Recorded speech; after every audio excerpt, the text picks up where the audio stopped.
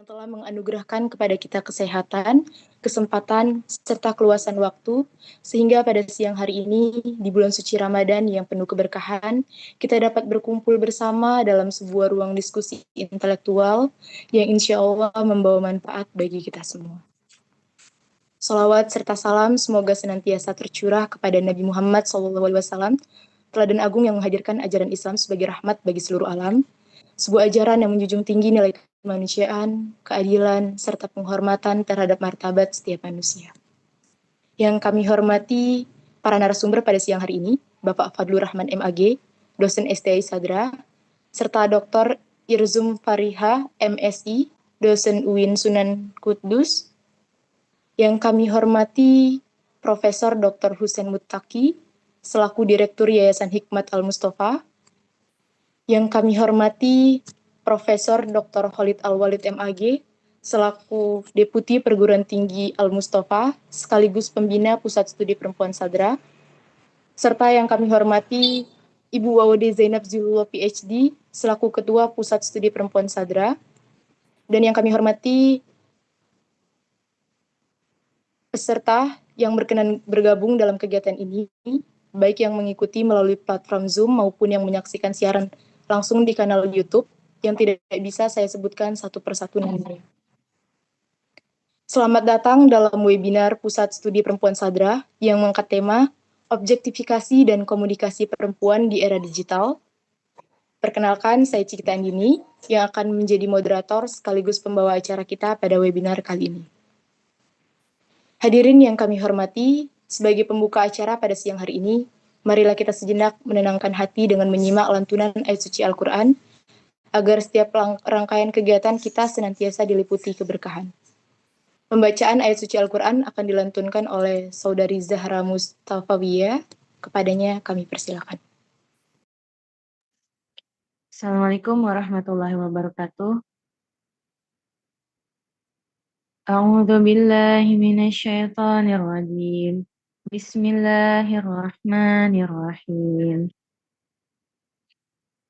Ya ayyuhan nasu taqu rabbakumul ladzi khalaqakum min nafsin wahidah wa khalaqa minha zawjaha wa batha minhuma rijalan katsiran wa nisaa'a. واتقوا الله الذي تساءلون به والأرحام إن الله كان عليكم رقيبا وآتوا اليتامى أموالهم ولا تتبدلوا الخبيث بالطيب ولا تأكلوا أموالهم إلى أموالكم إنه كان حوبا كبيرا وإن خفتم ألا تقسطوا في اليتامى فانكحوا ما طاب لكم من النساء مثنى وثلاث ورباع فإن خفتم ألا تعدلوا فواحدة أو ما ملكت أيمانكم ذلك أدنى ألا تعولون وآتوا النساء صدوقاتهن نحلا فإن تبن لكم عن شيء منه نفسا فقولوا هنيئا مريئا ولا تؤتوا السفهاء أموالكم التي جعل الله لكم قياما وارزقوهم فيها واكسوهم وقولوا لهم قولا معروفا صدق الله العظيم. Assalamualaikum warahmatullahi wabarakatuh. Waalaikumsalam warahmatullahi Waalaikumsalam wabarakatuh. wabarakatuh. Terima kasih Zahra atas lantunan ayat suci Al-Quran yang telah diperdengarkan. Semoga ayat-ayat yang kita dengarkan menjadi penyejuk hati serta menghadirkan keberkahan untuk kegiatan kita pada siang hari ini. Hadirin yang berbahagia, selanjutnya kita akan memasuki sambutan dari perwakilan Pusat Studi Perempuan Sadra. Sambutan akan disampaikan oleh Ibu WAOD Zainab Zilulo PhD, selaku Ketua Pusat Studi Perempuan Sadra. Kepada yang terhormat, Bu WAOD Zainab Zilulo PhD, kami persilahkan. Terima kasih kepada Saudari Cikita Andini atas kesempatan yang telah diberikan. Bismillahirrahmanirrahim. Allahumma sholli ala Sayyidina Muhammad wa ala ali Sayyidina Muhammad. Assalatu wassalamu ala asrafil anbiya'i wal mursalin wa ala alihi thayyibin at-thahirin wa ashabil muntajabin. Salam, Om Swastiastu, Namo Buddhaya, salam kebajikan rahayu. Assalamualaikum warahmatullahi wabarakatuh. Yang kami hormati Bapak Profesor Dr. Husain Mutaki selaku Direktur Yayasan Hikmat Al-Mustofa. Yang kami hormati Bapak Profesor Dr. Khalid Al-Walid selaku Deputi Perguruan Tinggi Yayasan Hikmat Al-Mustofa dan juga Ketua ASAFI, Asosiasi Akidah dan Filsafat Islam, dan juga Dewan Pembina PSP Sadra. Yang kami hormati kedua narasumber yang telah hadir di tengah-tengah kita, kepada yang terhormat Ibu Dr. Irzum Farihah MSI selaku narasumber dari ASAFI ya Ibu, dan juga dosen UIN Sunan Kudus. Dan kepada yang kami hormati rekan saya Bapak Fadlu Rahman MAG selaku dosen STI Sadra. Dan yang kami banggakan tentunya jajaran tim Pusat Studi Perempuan Sadra, serta hadirin sekalian yang bersedia hadir di tengah-tengah webinar pada siang hari ini. Alhamdulillah ini sebenarnya merupakan webinar yang perdana ya. PSP Sadra itu biasanya melakukan diskusi secara offline, tetapi memang tema-temanya lebih pada kajian tematik terutama perempuan dalam perspektif filsafat Islam dan irfan. Dan kita di sini webinar perdana dengan mengusung tema, nantinya ke depannya kami merencanakan untuk mengusung tema yang relevan dengan konteks kekinian. Gitu. Jadi kita mengharapkan tema-tema yang nanti kita akan bahas di dalam PSP Sadra, diskusi intelektualnya tidak hanya pada tataran menara gading ya, tetapi juga bisa menjawab, insya Allah itu harapan kita bisa menjawab problem-problem kekinian, dan tentunya kita mengharapkan kerjasama dengan berbagai pihak. Dan kerjasama yang pertama kali ini kita mengajak kolaborasi dari Asosiasi Akidah dan Filsafat Islam. Nah, nanti kita akan dengarkan bersama pemaparan ya. Kalau misalnya kita lihat dari Google Scholar, kenapa kita mengangkat tema ini selain memang relevan dalam konteks kekinian ya, apalagi sekarang kan memang era media sosial ya. Era digital, era dunia sosial di mana kita tuh sudah terdistorsi sama citra kita gitu. Jangan-jangan yang di media sosial sama yang di kehidupan real kita, nyata kita tuh berbeda jauh gitu ya.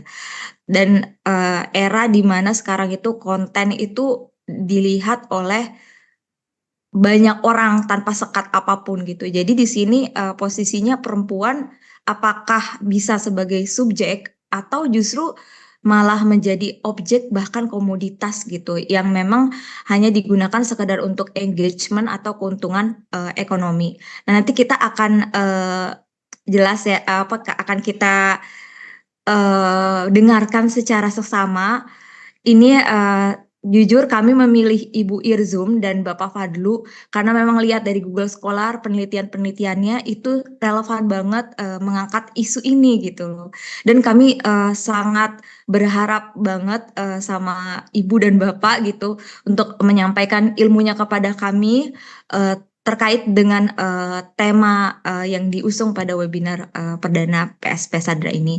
Dan insya Allah tentunya meskipun kita merupakan merupakan institusi perempuan atau studi perempuan yang memang concernnya ke filsafat Islam dan Irfan, tetapi kita tidak menutup kemungkinan menggunakan atau penggunaan approach lain dari bidang ilmu yang lainnya. Monggo kalau misalnya Ibu misalnya membahas selain dari filsafat Islamnya, tapi membahas juga sosiologinya itu monggo banget. Atau misalnya Pak Fadlu mau bahas dari perspektif yang lain, itu akan sangat memperkaya diskusi kita pada hari ini. Baik, semoga forum webinar ini akan memberikan manfaat yang signifikan dan juga insya Allah mencerahkan serta bisa mewujudkan ruang yang memang aman nih buat perempuan, bukan hanya di dalam tataran real saja, tapi di dunia digital, insya Allah. Wassalamualaikum warahmatullahi wabarakatuh. Waalaikumsalam warahmatullahi wabarakatuh. Terima kasih Ibu atas sambutan yang telah disampaikan. Hadirin yang berbahagia, perkembangan era digital telah membawa perubahan besar dalam kehidupan manusia, terutama dalam cara perempuan direpresentasikan di ruang publik. Media sosial dan industri konten digital memang membuka ruang baru bagi perempuan untuk berekspresi dan berpartisipasi. Namun di sisi lain, tidak jarang perempuan justru direduksi menjadi objek visual yang dinilai semata dari penampilan, bahkan dimanfaatkan untuk menarik perhatian dan keuntungan ekonomi. Fenomena ini menunjukkan bahwa objektifikasi perempuan di ruang digital kerap berkembang menjadi komodifikasi, di mana citra dan tubuh perempuan diperlakukan sebagai komoditas dalam industri konten yang semakin kompetitif. Dalam perspektif Islam, kondisi ini menjadi reflektif penting karena setiap manusia, baik laki-laki maupun perempuan, memiliki martabat dan kemuliaan yang tidak sepatutnya direduksi menjadi sekedar objek. Atas dasar itulah, Pusat Studi Perempuan Sadra bekerja sama dengan Asosiasi Akidah dan Filsafat Islam, serta Deputi Perguruan Tinggi Al-Mustafa, menyelenggarakan webinar ini sebagai ruang refleksi kritis dan geologis akademis dalam respon berbagai tantangan yang dihadapi perempuan di era digital. Nah, untuk membahas tema yang sangat penting ini, telah hadir bersama kita dua narasumber yang memiliki perhatian dan kompetensi dalam bidang keilmuan, serta isu sosial kontemporer. Narasumber pertama adalah Bapak Fadlur Rahman MAG, yang merupakan dosen di STI Sadra. Beliau aktif dalam kajian pemikiran Islam serta berbagai diskusi akademik yang mengkaji persoalan sosial dalam perspektif filsafat, Islaman, dan gender. Narasumber kedua adalah Ibu Dr. Irzum Fariha MSI, merupakan dosen Fakultas Usuluddin UIN Sunan Kudus. Beliau dikenal aktif dalam kajian keislaman, isu gender, serta berbagai diskursus akademik yang berkaitan dengan dinamika sosial dan perempuan dalam masyarakat. Kami mengucapkan terima kasih yang sebesar-besarnya kepada kedua narasumber yang telah berkenan meluangkan waktunya untuk hadir dan berbagi pemikiran bersama kita pada kesempatan kali ini. Baiklah hadirin sekalian, kita akan memasuki sesi inti dalam kegiatan webinar ini, yaitu pemaparan materi oleh para narasumber. Pemaparan pertama akan disampaikan oleh Bapak Fadlur Rahman MAG. Untuk itu, kepada yang terhormat Bapak Fadlur Rahman MAG, kami persilakan untuk menyampaikan pemaparan materinya. Ya, Assalamualaikum warahmatullahi wabarakatuh. Waalaikumsalam. Apakah terdengar dengan jelas atau ada masalah? Terdengar dengan jelas, Pak. Oke, baik. Yang saya hormati Ketua Yayasan Hikmat Al-Mustafa, Profesor Dr. Husain Muttaqi, yang saya hormati pula Deputi Perguruan Tinggi Yayasan Hikmat Al-Mustafa, Profesor Dr. Khalid Al-Walid, MAG, yang saya hormati Ketua PSP Sadra ya, Ibu Waode Zainab PhD, yang saya hormati juga teman-teman, dan yang saya hormati terutama Bu Dr. Irzum Fariha dari dosen IAIN Kudus, yang saya hormati juga teman-teman yang hadir dalam acara webinar hari ini.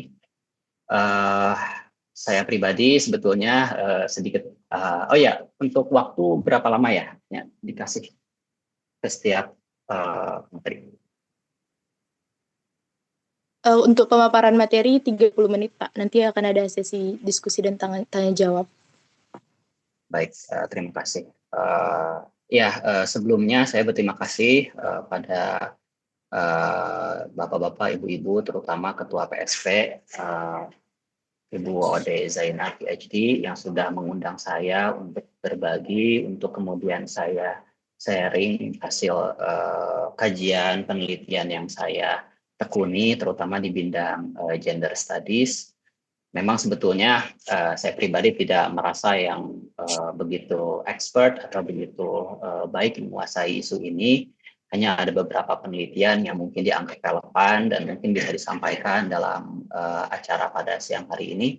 Saya kira mohon dimaklum jika kemudian saya masih berusaha untuk memahami lebih jauh isu-isu sentral ini. Saya izin untuk share screen ya.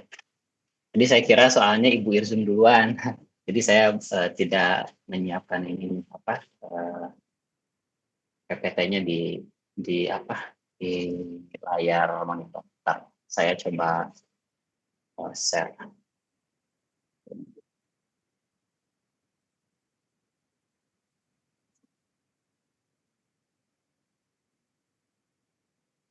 Oke, si loading. Apakah terlihat? Saya coba turunkan bagian ini. Cukup terlihat ya? Pak. Ya, baik. Coba saya mau fullkan ya, kalau bisa. Oh, bentar. Kayaknya agak sulit kalau di-fullkan, nggak tahu kenapa. Tapi masih jelas ya. Saya kira cukup bisa dilihat dengan baik. Baik, di sini saya tema utama yang diusung adalah tentang bagaimana yang udah ada di pamflet ya, bahwa tema utama ini adalah terkait dengan komodifikasi dan objektifikasi perempuan di era digital ya. Saya berusaha untuk menarik ke concern saya yang kemudian menjadi bidang yang paling dekat lah dengan apa yang saya kaji selama ini, yaitu tentang jiwa dan filsafat. Jadi saya membawa judul pribadi yang saya kira masih relevan untuk merespon isu ini, yaitu dekonstruksi ontologis, objektivitas, dan komodifikasi perempuan melalui hakikat tindakan jiwa yang transenden. Di sini saya ingin berusaha mendekonstruksi ulang ya makna objektifikasi dan komodifikasi terhadap perempuan melalui sudut pandang hakikat tindakan jiwa yang transenden. Jadi di sini saya berusaha untuk melakukan blending atau menggabungkan bridging antara philosophy of soul atau filsafat jiwa dengan isu objektifikasi dan komodifikasi. Yang mungkin nanti tantangannya adalah membuat semacam solusi yang konkret dari perspektif filsafat yang kemudian bisa merujuk pada pendekatan tindakan jiwa yang kemudian saya coba untuk ramu-ramu. Baik, sebelum berangkat ke sentral isu, sebagaimana yang biasa kita kaji di jurusan filsafat ya, karena bidang saya filsafat, kita selalu berangkat dari definisi atau kita memahami dulu tasawurnya ya. Apa itu objektifikasi? Teman-teman tadi sudah ada pengenalan atau introduction dari Cikita, juga dari Bu Ode ya terkait makna objektifikasi. Saya kira itu sudah cukup mengakomodir apa yang akan saya maksud sekarang atau definisi yang akan saya gunakan sekarang. Ya, secara sekilas saya mengambil pendapatnya Martha Nussbaum misalkan yang mendefinisikan objektifikasi ini sebagai perlakuan terhadap manusia seolah-olah mereka adalah benda. Jadi kalau kita lihat dari makna yang beliau usung ya, objektifikasi ini lekat kaitannya dengan apa yang disebut sebagai benda atau objek-objek itu sebagai benda. Kalau kita lihat secara epistem atau epistemologis ya, objek itu pasti sesuatu yang menjadi cerapan dari subjek ya. Artinya dia menjadi identitas yang pasif yang kemudian menjadi objek cerapan bagi subjek. Nah, di sini bagi Nussbaum dia membuat distingsi yang lebih tegas lagi bahwa objek itu dalam konteks objektifikasi yang akan kita bahas ini adalah benda itu sendiri. Berarti objektifikasi itu adalah apa? Perlakuan terhadap manusia yang mestinya kita anggap sebagai subjek itu justru beralih ke objek. Berarti dia menjadi realitas yang kemudian kita cerap sebagai realitas pasif yang bisa dibilang tadi dengan istilahnya introduction tadi dari WOD atau mungkin kita itu bisa disebut sebagai benda pasif ya. Dia tidak memiliki independensi, agensi yang kemudian bisa menentukan pilihannya secara bebas, kreatif, yang kemudian menentukan arah eksistensinya.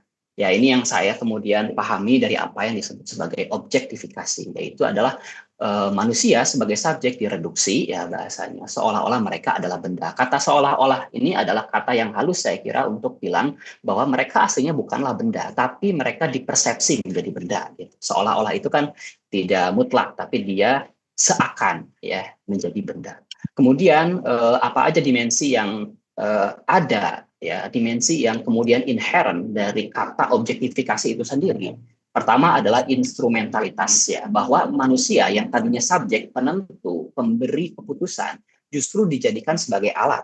Ya, di sini adalah hakikat dari makna objek itu sendiri adalah menjadi alat. Alat itu artinya digunakan. Digunakan itu artinya dia tidak memiliki kehendak sendiri untuk kemudian menentukan arah eksistensinya atau arah dia menjadinya. Dia hanya instrumen atau alat. Kemudian penyangkalan otonomi, menganggap bahwa tidak punya kekuatan atau nasib sendiri. Ini sebagaimana yang saya tadi sempat singgung di awal, bahwa dia tidak mempunyai kehendak yang bebas. Dia tidak punya kekuatan untuk merubah nasib. Artinya apa? Ketika sesuatu dilekatkan dengan makna objektifikasi, dia pertama memiliki makna satu diperalat atau menjadi alat, kedua dia adalah benda, dan kemudian dia tidak memiliki kekuatan sebagai konsekuensi rasional dari apa itu benda dan alat itu sendiri. Nah, ada pendapat Immanuel Kant, karena tadi perspektif atau ragam cara pandangnya dibebaskan oleh panitia, saya berusaha untuk coba menarik juga perspektif filsafat lain selain filsafat Islam. Ya, misalkan Immanuel Kant sendiri bilang bahwa manusia adalah tujuan pada dirinya sendiri, and itself. Jadi ketika memperlakukan manusia sebagai alat atau sarana yang tadi menjadi makna inherent dari objektifikasi, itu adalah pelanggaran etika berat. Jadi dalam perspektif Immanuel Kant sendiri bahwa sesuatu dijadikan objektifikasi itu melahirkan konsekuensi yang sangat fatal secara etis ya.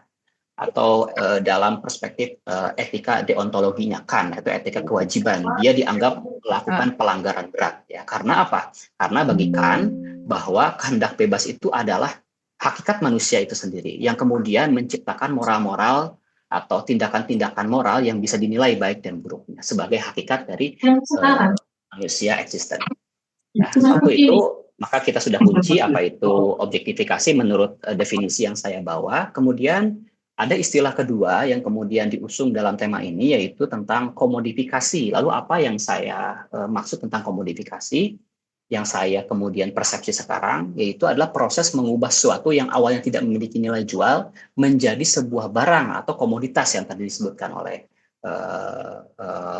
Bu Ode, saya ingat PhD, yang kemudian diperjualbelikan di pasar demi keuntungan ekonomi. Ya, oke, sekarang tadi objek itu adalah benda. Benda itu kemudian pasif menjadi alat, kemudian dia tidak memiliki kehendak sebagai konsekuensi rasional. Ditarik ke arah modifikasi, ya, itu statusnya menjadi berubah, bukan hanya berubah, tapi hakikat dari apa yang nanti akan dijadikan objek komodifikasi itu menjadi ke arah yang sifatnya untung rugi atau nilai. Ya, nilai tukar ya. Kalau di sini saya sebut ini nilai tukar. Jadi objek tadi ya, kalau dijadikan alat komodifikasi itu menjadi objek yang memiliki nilai jual ya. Artinya di sini sudah makin tereduksi lagi. Tidak saja objek itu menjadi cerapan bebas yang awalnya belum ada lekatan sesuatu, sekarang sudah direduksi lagi menjadi nilai jual. Jadi nilai jual ini menjadi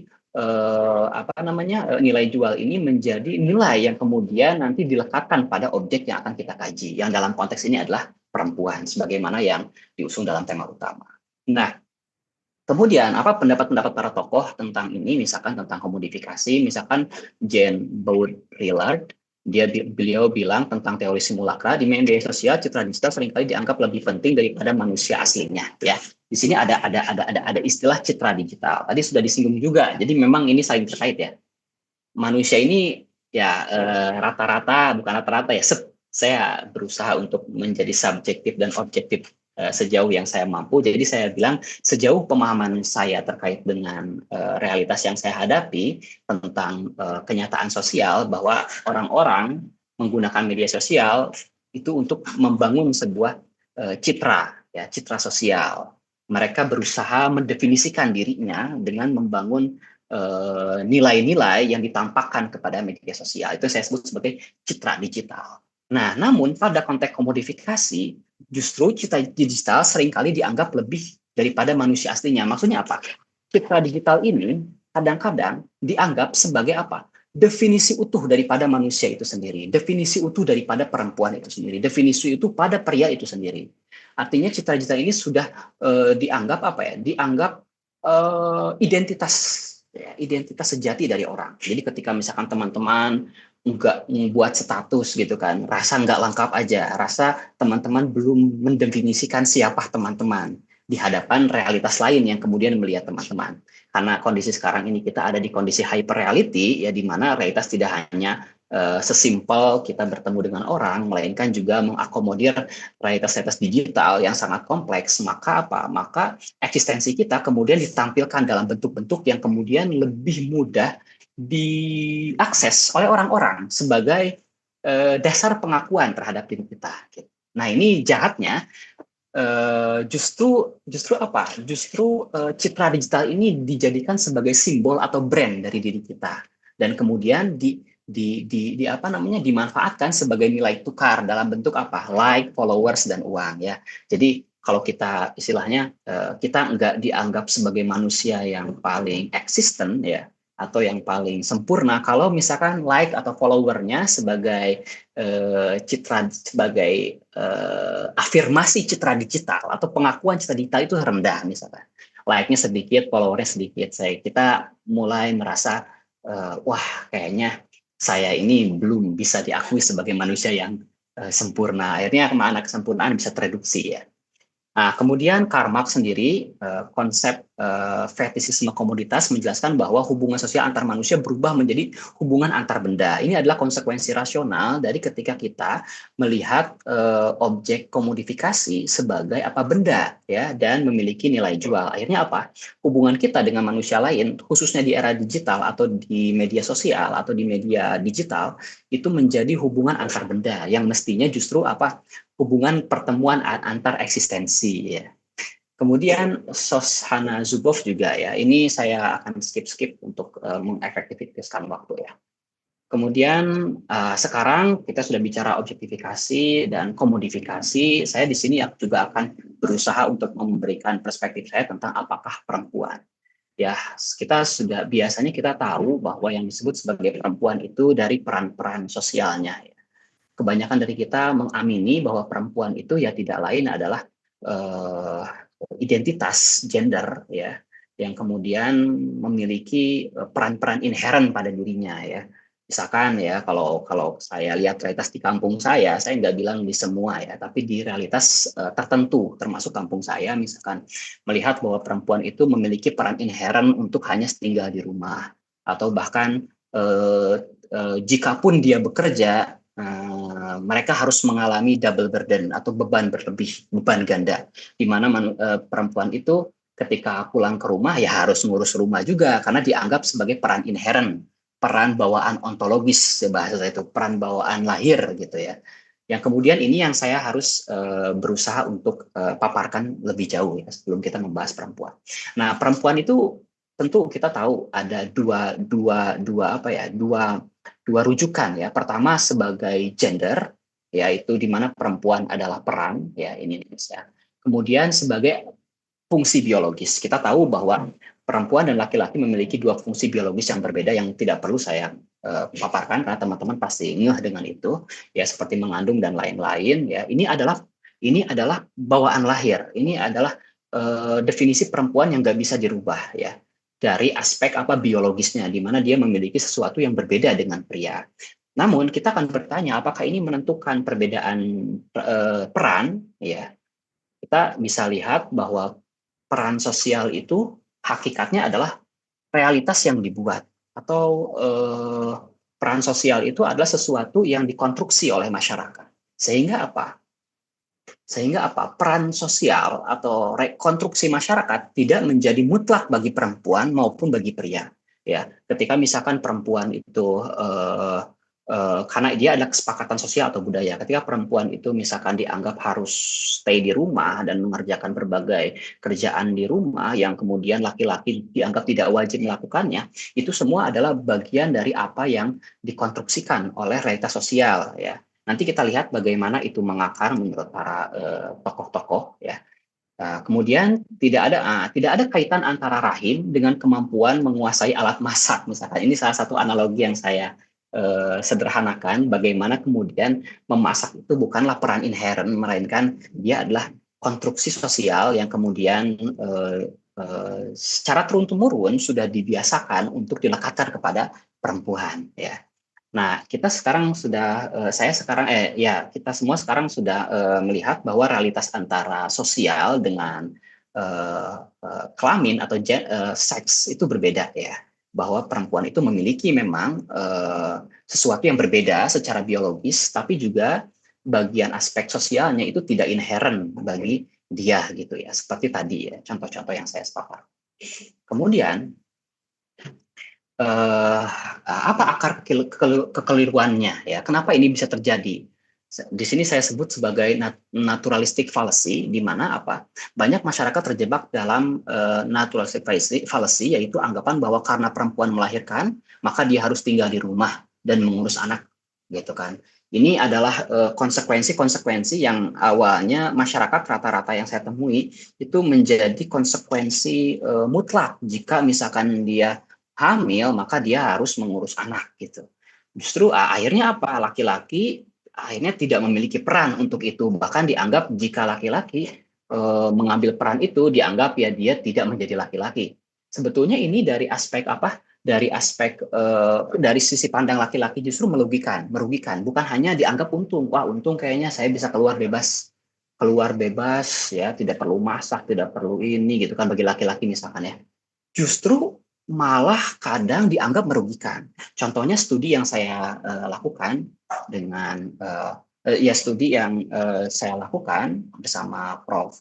Dr. Khalid, ya, beliau sebagai penulis utama, studi tentang aliansi laki-laki baru, di mana ketika saya berusaha untuk mewawancarai juga mereka, bahwa mereka menganggap bahwa bias gender yang terjadi di masyarakat sekarang itu merugikan mereka. Kenapa? Karena itu mereka dianggap kalau misalkan memiliki sifat-sifat perempuan seperti menangis, ya, atau lain-lain, itu dianggap tidak menjadi laki-laki. Sehingga apa? Laki-laki mesti memenuhi tuntutan yang kemudian bukan bagian dari keputusan dirinya sendiri. Dia harus mengikuti standar masyarakat, gitu. Nah, terus dampak lain yang kemudian hasil wawancara saya dapatkan, laki-laki itu menjadi lebih lemah. Kenapa lebih lemah? Karena dia tidak memiliki skill survival atau bertahan hidup, di mana masak, ya, itu adalah bagian dari skill survival atau bertahan hidup, misalkan. Itu juga menjadi pihak pria menjadi dirugikan pada realitas sosialnya, di mana kalau misalkan istri-istrinya berangkat pergi keluar rumah dan dia ditinggal sendiri, dia tidak bisa mengandalkan apapun selain membeli, gitu. Akhirnya dia tidak memiliki skill bertahan hidup. Ini adalah salah satu bentuk kerugian yang dialami oleh laki-laki itu sendiri, hasil dari wawancara yang saya hadapi. Ini artinya apa? Bahwa sebetulnya peran-peran tadi bisa saling ditukar silang, kalau menurut saya, untuk saling dilakukan, gitu kan. Misalkan dengan kemudian kesepakatan antara dua belah pihak, gitu kan, yang saling diuntungkan, tidak saling dirugikan, ya. Oke. Oke, saya tadi bahas. Nah, sekarang apa hubungannya dengan komodifikasi di era digital, ya? Sekarang gini, ketika kita bicara tentang tadi ada sebuah peran yang nggak mesti atau yang tidak hakiki pada perempuan ya dan juga tidak hakiki pada laki-laki, di era digital media seringkali memperkuat ide bahwa perbedaan kelamin harus diikuti oleh perbedaan peran nilai. Artinya apa? Ketika misalkan di era digital ini perempuan itu dilekatkan oleh sifat-sifat misalkan cantik gitu kan, atau sifat-sifat tertentu yang kemudian dianggap menguntungkan secara komoditif gitu ya, itu membuat apa, nilai-nilai perempuan ini direduksi menjadi nilai-nilai yang hanya bisa sesuai dengan tuntutan masyarakat yang sejauh pemahaman saya itu apa, sejauh pemahaman kebanyakan ya hasil survei itu dijadikan sebagai apa? Dijadikan sebagai citra, dijadikan sebagai objek visual ya, seperti hanya tadi yang dipaparkan oleh introduction sebelumnya, bahwa apa? Bahwa kecantikan, kemulusan ya itu adalah bagian dari kemutlakan ya nilai perempuan, sehingga apa? Perempuan dianggap tidak bernilai jika tidak memiliki sisi-sisi tadi, yang kemudian penyebabnya adalah apa? Adalah masalah mispersepsi atau natural fallacy terkait dengan apa tadi, hakikat ontologis biologis dengan hakikat gendernya atau hakikat peran sosialnya.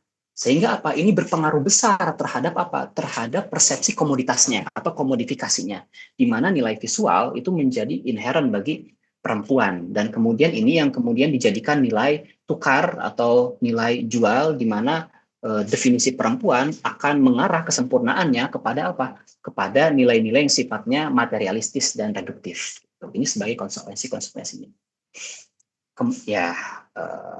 Ini bahasa yang saya kemudian simpulkan, jika perempuan tidak memenuhi peran visual tersebut, dia dianggap gagal dalam performansi gendernya. Jadi gagal sebagai peran perempuan gitu ya. Konsekuensi ketika tidak bisa memenuhi sisi-sisi komoditasnya yang kemudian tereduksi oleh dimensi visual saja. Ya, ini hasil survei yang saya dapatkan dari Pew Research Center, di mana wanita atau perempuan lebih sering mengalami atau lebih tinggi presentasenya mengalami gangguan kesehatan mental, sekitar 25% banding 14% dibanding laki-laki. Kemudian ada penurunan rasa percaya diri 20% ya dibanding 10%. Gangguan tidur akibat media 50%. Menurut analisis para analis digital dan gender studies, bahwa ini semua diakibatkan atau root berakar dari apa? Dari perasaan cemas perempuan untuk memenuhi ekspektasi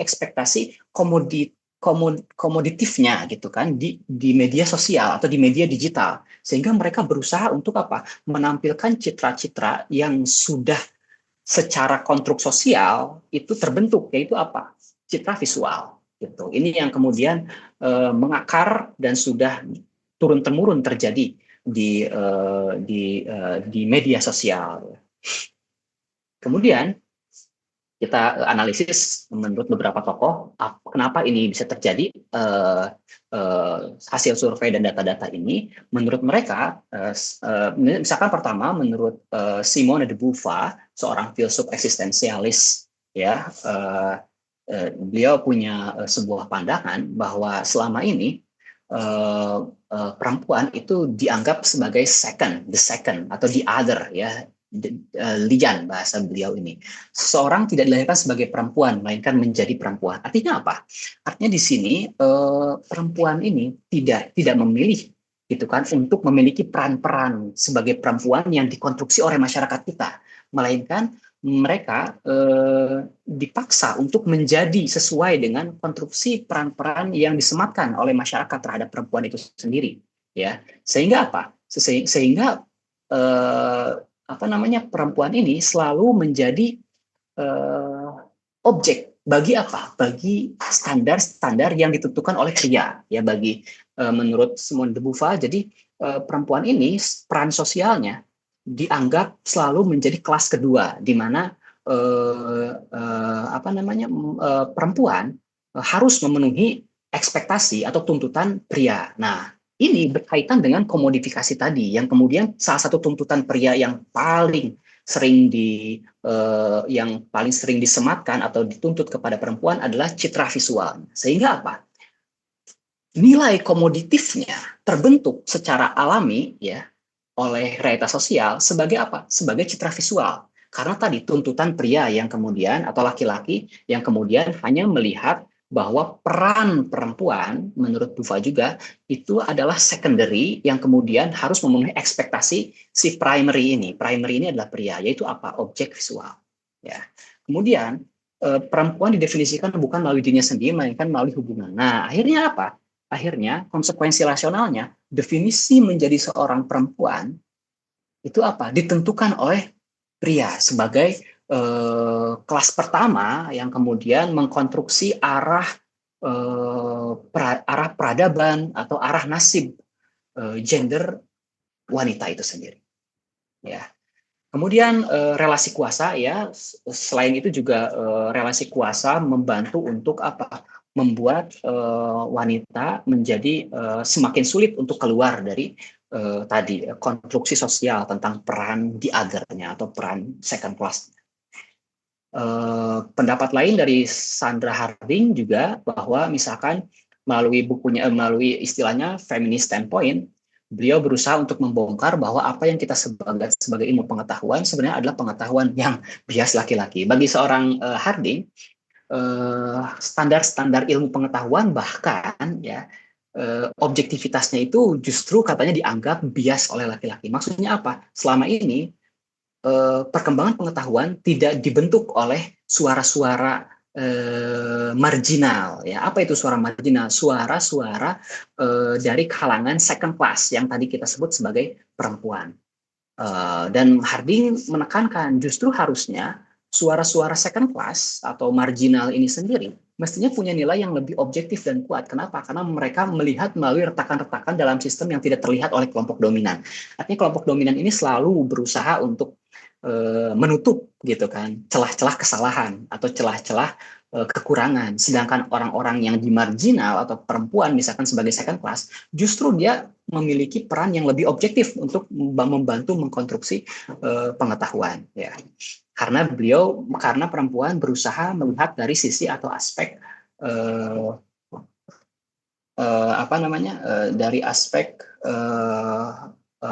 dari aspek minoritas ya. Oke, jadi ini adalah akar-akar kenapa tadi komodifikasi dan objektifikasi ini terjadi, karena secara konstruk pengetahuan, kalau saya simpulkan dari dua tokoh tadi, dan juga dari konstruks eksistensial itu diarahkan semuanya ya mengarah kepada apa? Nilai-nilai perempuan yang komoditif visual ya, yang kemudian nilai-nilai yang dianggap superior seperti pengetahuan itu hanya disematkan kepada laki-laki selama. Oke, dari sana saya berusaha untuk melihat hakikat utama isu masalah ini yang saya bisa rangkum adalah sebagai tindakan. Jadi ketika teman-teman mengklik handphone teman-teman, membuat citra visual teman-teman gitu ya, saya nggak hanya bilang perempuan ya, tapi laki-laki juga, itu selalu berusaha untuk melakukan sebuah tindakan-tindakan. Jadi tindakan ini mestinya harus menggeser definisi perempuan dan definisi laki-laki bahkan itu menjadi alat ukur yang lebih sahih, yang lebih benar untuk kemudian menilai siapakah kita sebagai person atau persona yang kita citrakan selama ini di media digital ataupun di luar media digital. Kenapa? Karena tindakan ini adalah wujud konkret dari kesiapaan kita dan wujud yang paling bisa dinilai oleh setiap orang. Ya, nah. Saya berusaha untuk membangun, mencari penyebab dari munculnya tindakan. Saya belajar dari beberapa dosen yang saya kemudian tidak bisa saya sebutkan juga, dan juga karena takutnya saya mereduksi pemahaman beliau.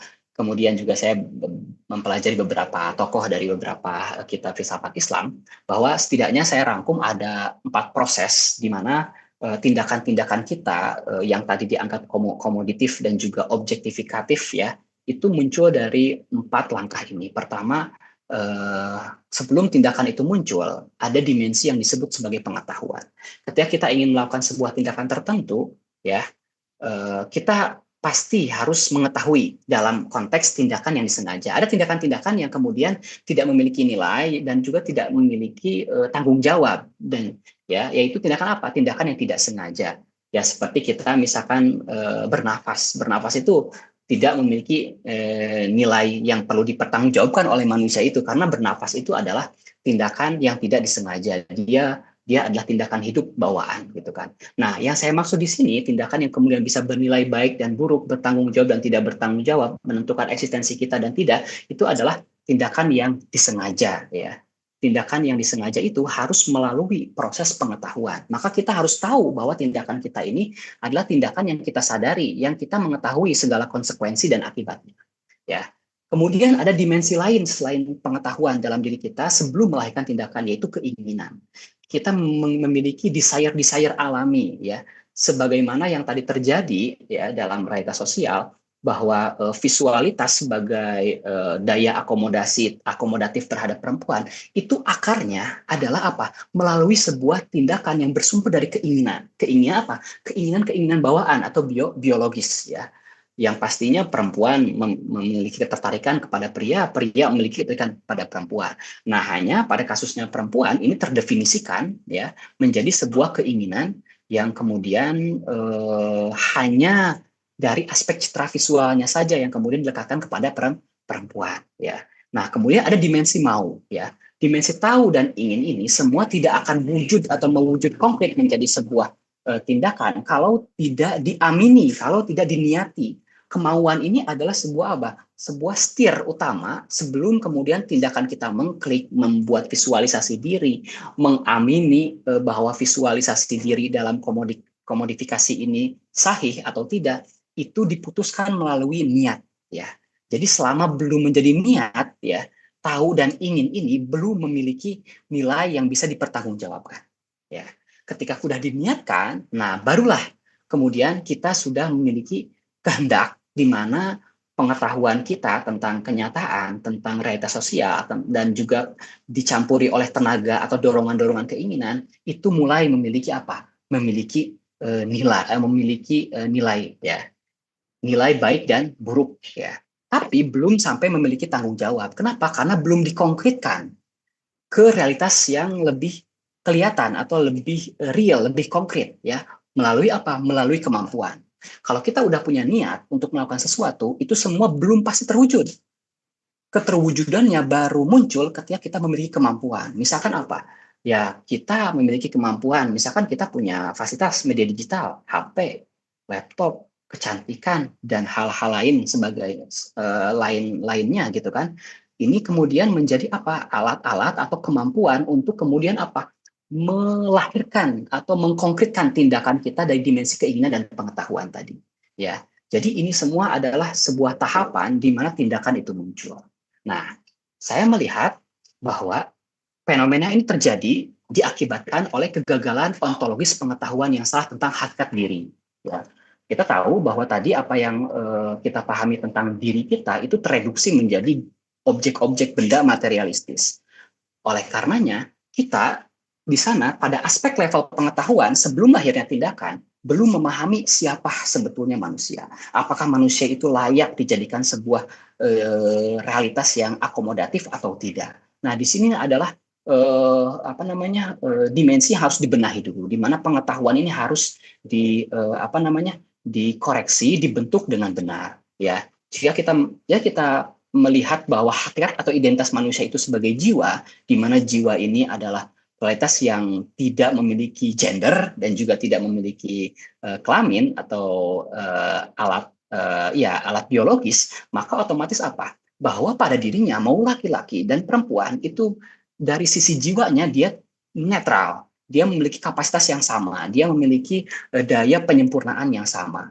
Kalau kita kaitkan dengan perspektifnya Mula Sadra tentang bagaimana penyempurnaan jiwa, misalkan dalam kitabnya Mula Sadra, Al-Asfar Al-Ba'ah, An-Nafsu, misalkan Jismaniyatul Hudus, Waruhaniyatul Baqo, bahwa jiwa ini dalam proses awal kemunculannya dia membutuhkan tubuh untuk beraktual ya. Tapi dalam proses penyempurnaannya dia ruhani.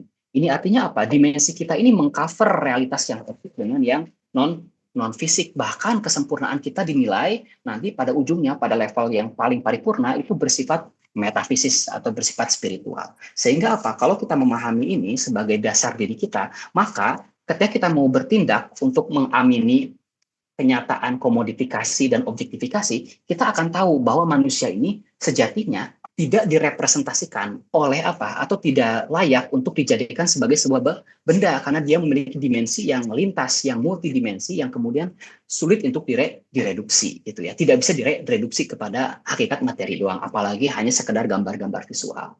Kemudian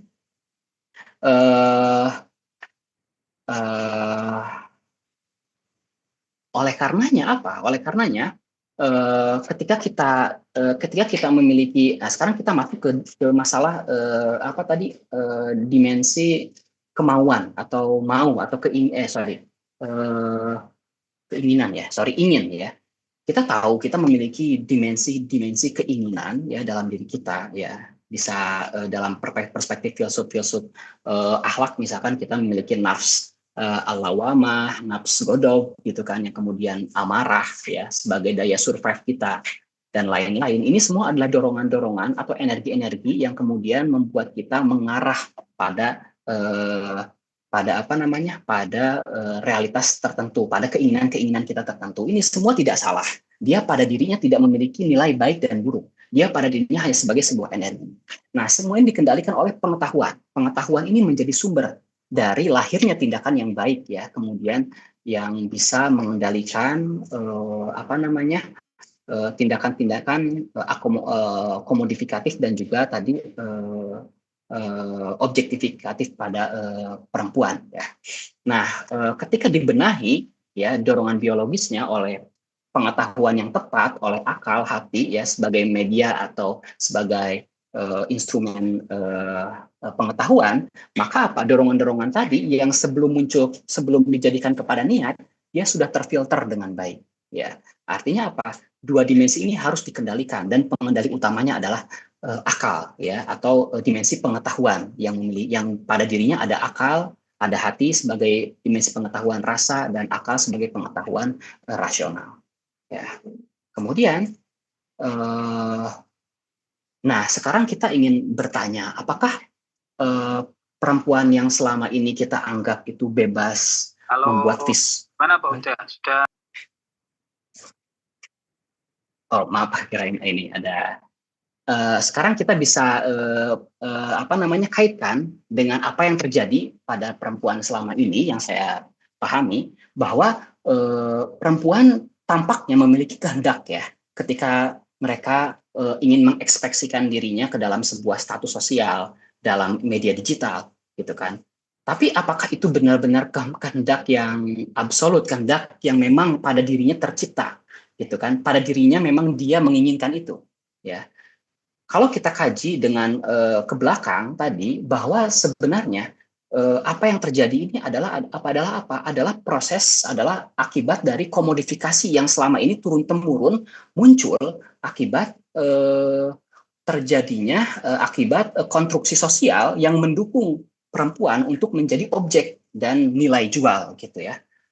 Ini diakibatkan oleh apa? Diakibatkan oleh pengetahuan pria maupun wanita tentang diri yang tereduksi tadi, yang dianggap bernilai tadi. Sehingga jika kita kemudian menganggap bahwa diri kita tidak bisa direduksi oleh media-media ini, maka seharusnya kita melihat bahwa bahwa kehendak kita ini sebetulnya di media sosial tidak bebas secara sepenuhnya, karena kita ini dikonstruksi oleh peran-peran atau narasi-narasi besar yang kemudian membuat kita terkekang untuk keluar dari standar-standar digital tadi. Nah, karenanya ini slide terakhir. Tugas bersama kita adalah menggeser paradigma narasi intelektual sebagai subversi. Maksudnya apa? Wanita yang selama ini dianggap hanya memiliki nilai gendernya dari sisi visual harus diarahkan baik oleh laki-laki dan perempuan itu sendiri dengan apa? Dengan melihat aspek yang lebih paripurna dari hakikat jiwa sendiri atau manusia sendiri, yaitu apa? Yaitu intelektualitasnya. Di mana apa? Di mana kita secara masif mesti menggeser algoritma yang sebetulnya sudah terbentuk bagi perempuan itu hanya visualisasi saja sebagai nilai, itu menjadi algoritma naratif atau algoritma yang sifatnya intelektual dibandingkan citra visual. Nah, artinya apa? Secara praktik, misalkan kita harus menjadikan perempuan-perempuan ataupun laki-laki ini sebagai pembantu, ya, sebagai membantu untuk mengkonstruksi realitas ini dengan cara apa? Menjadikan misalkan perempuan sebagai pembicara yang kemudian berbicara tentang tema-tema yang tinggi, tema-tema yang dianggap sempurna oleh laki-laki, di mana ini akan memperlihatkan dan membantu untuk mengikis algoritma yang sudah terbangun tadi menjadi lebih mengarahkan pada nilai yang hakiki dibandingkan nilai yang kemudian reduktif, ya, materialis. Ya, saya kira ini kesimpulan dari diri saya, kesimpulan dari materi saya bahwa bahwa pertama komodifikasi perempuan akan runtuh dengan sendirinya ketika perempuan pertama-tama mengenali dirinya sebagai jiwa, ya. Kemudian pengetahuan ini memberikan kendali atas raga, mengubah niat menjadi prinsip dan akhirnya melahirkan tindakan eksistensial yang berdaulat, yang bukan dikonstruksi oleh realitas sosial tadi, ya. Di ruang digital, kedaulatan ini mewujud dalam keberanian untuk menjadi intelek yang berbicara. Ini sebagai langkah konkret yang saya usung, ya, di mana secara masif kita harus menyuarakan perempuan-perempuan untuk berbicara masalah-masalah yang biasanya dibicarakan oleh elit laki-laki. Misalkan politik bagi laki-laki itu intelektualis, ya perempuan juga berbicara tentang itu. Itu kemudian meruntuhkan tirani algoritma visual demi martabat kemanusiaan yang lebih substansial. Ini akan berkonsekuensi kepada algoritma selama ini yang sudah terbentuk visual diarahkan menjadi intelektual yang kemudian mengarahkan kepada martabat manusia secara substansial. Terima kasih, saya kira itu yang saya bisa paparkan. Mohon maaf jika banyak kekurangan dan kemudian mengambil banyak waktunya Bu Dr. Irzum. Mohon maaf. Terima kasih.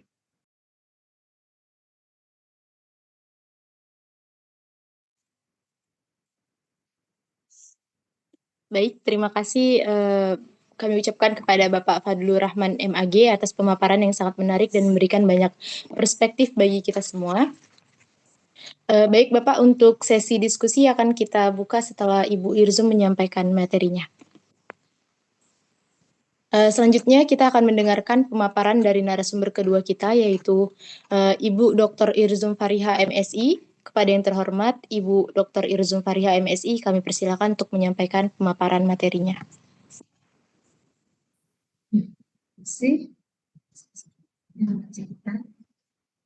Assalamualaikum warahmatullahi wabarakatuh. Waalaikumsalam warahmatullahi wabarakatuh. Bismillah. Salatu wassalamu ala Rasulillah. La haula wala quwwata. Yang sama-sama kita di Profesor sebagai Husain Mustafa dan juga Bapak Profesor Khalid Al-Walid MAG perguruan tinggi, juga Ibu AOD Zaimah PhD sebagai Ketua Pusat Studi Sadra. Terima kasih atas kesempatan. Dan juga teman saya Bapak Fadlur Rahman MAG yang tadi sudah mengulas banyak sekali terkait dengan objektifikasi dan uang digital. Menarik sekali. Alhamdulillah dalam kesempatan kali ini sehat ya, di pertengahan ya, dan di akhir Ramadan gitu, di pertengahan itu atau buka dari kita menuju ke buka. Selalu Maaf, dalam kondisi suaranya terputus-putus sedikit, mungkin ada kendala. ya. Sebentar saya ganti. Baik Ibu, terima kasih. Ya. Sebentar saya ganti. Baik Ibu. Ya. Sebentar.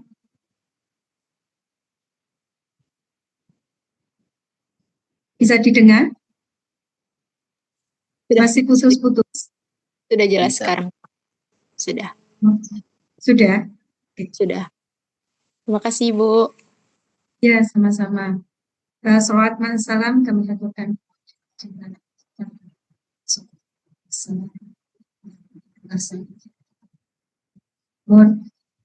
Bapak Ibu dan seluruh jemaah Zoomiyah yang daripada kesempatan ini mau izin share materi dengan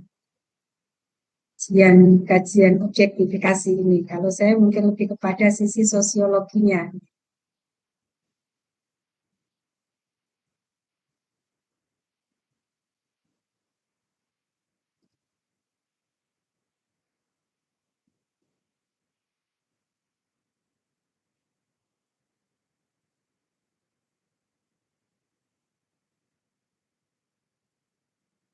Bisa dilihat teman-teman semua, baca kita bisa? Jelas. Sibuk Ya, jelas. oke.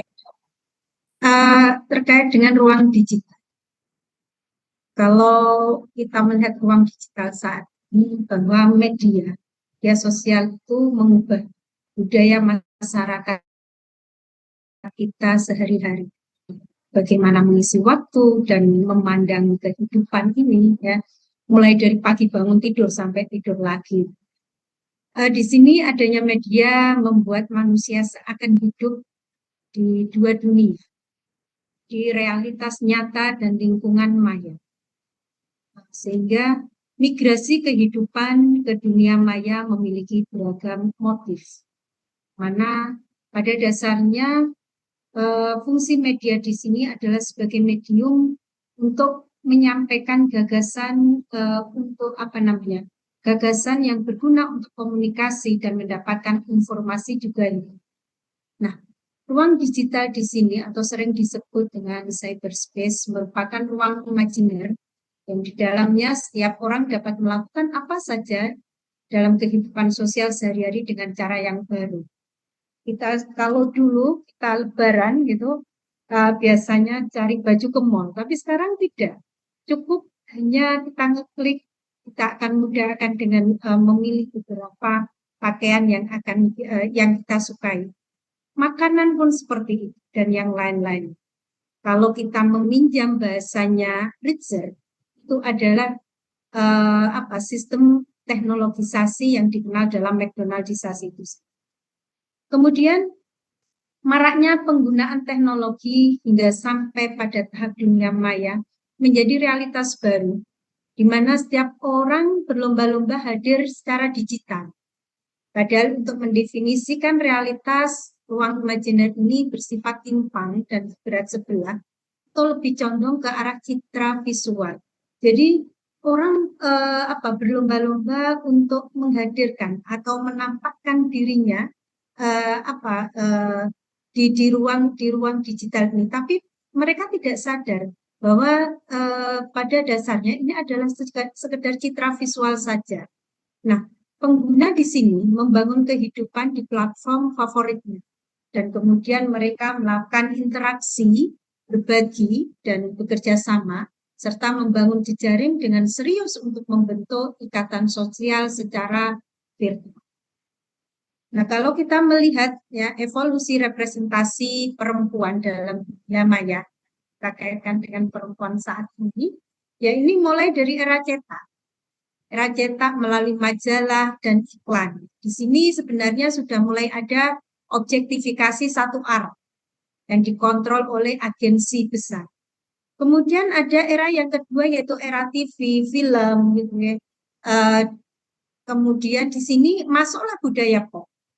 Jadi kalau pada budaya pop ini standar kecantikan itu massal melalui layar lebar.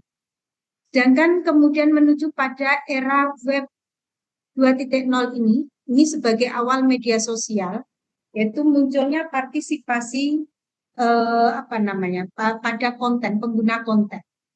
Sedangkan saat ini yaitu masuk pada era influencer atau objektifikasi secara mandiri.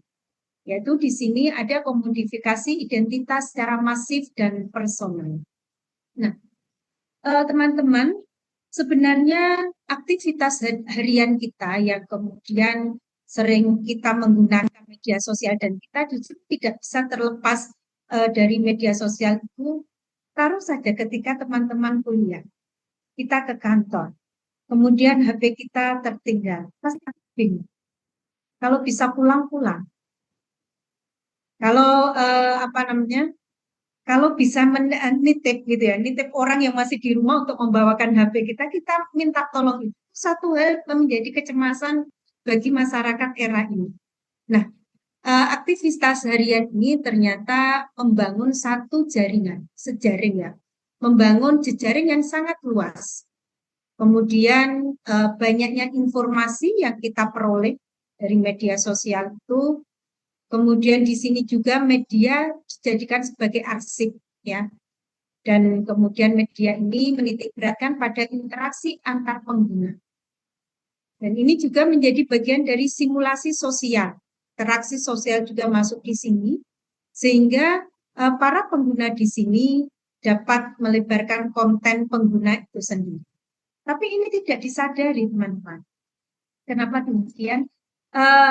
Meskipun mereka itu menggunakan berusaha ya semaksimal mungkin dari gawe yang mereka miliki, baik laki-laki maupun perempuan, tapi semua tidak menyadari, banyak yang tidak menyadari bahwa keamanan pengguna media sosial dapat terancam dan di sini ada sisi lain yang dirugikan.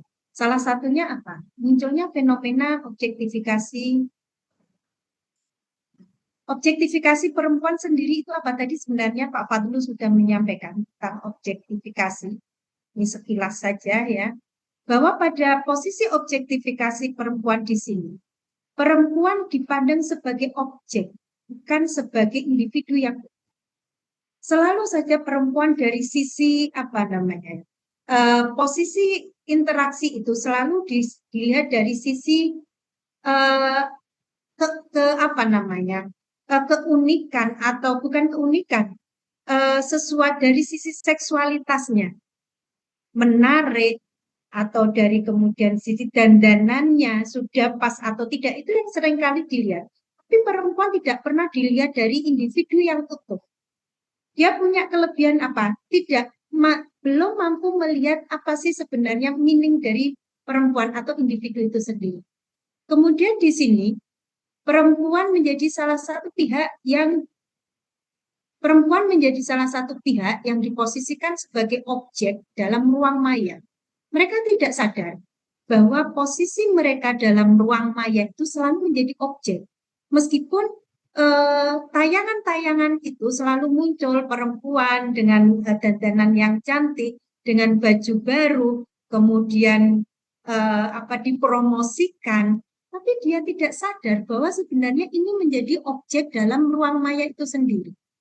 Kemudian perempuan di sini hanya dilihat sebagai objek dan komoditas yang dijual atau ditampilkan sebagai penghias, sebagai hiasan.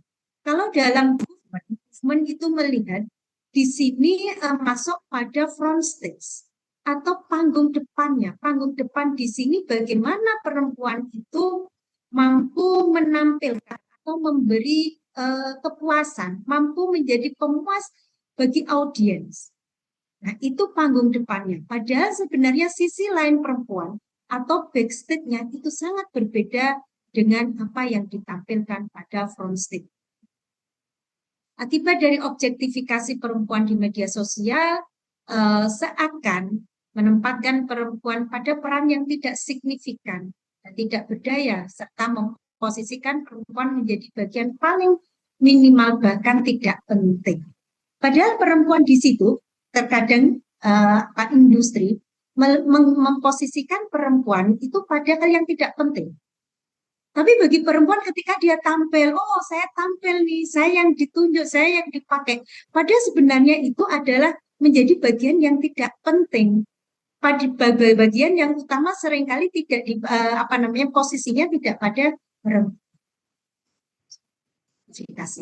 Nah, kita masuk kepada kajian sosiologis. Kalau kajian sosiologis melihat seks di sini adalah jenis kelamin ya.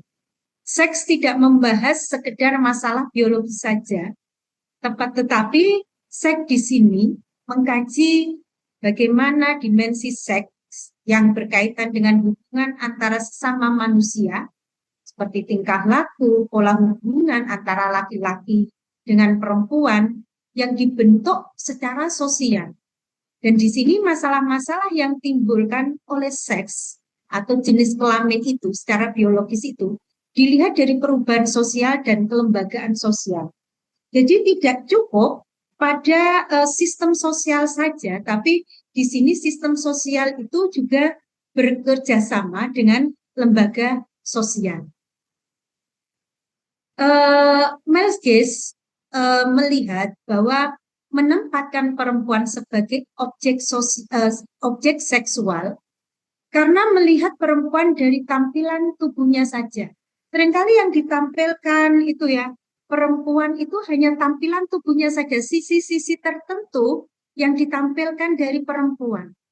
Tidak inti, misalnya ada promo dari satu brand gitu.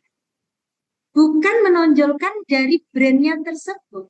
Tapi ketika perempuan hadir, seringkali, saya tidak mengatakan semua, tapi seringkali perempuan ditampilkan dalam posisi ini adalah tampilan tubuh.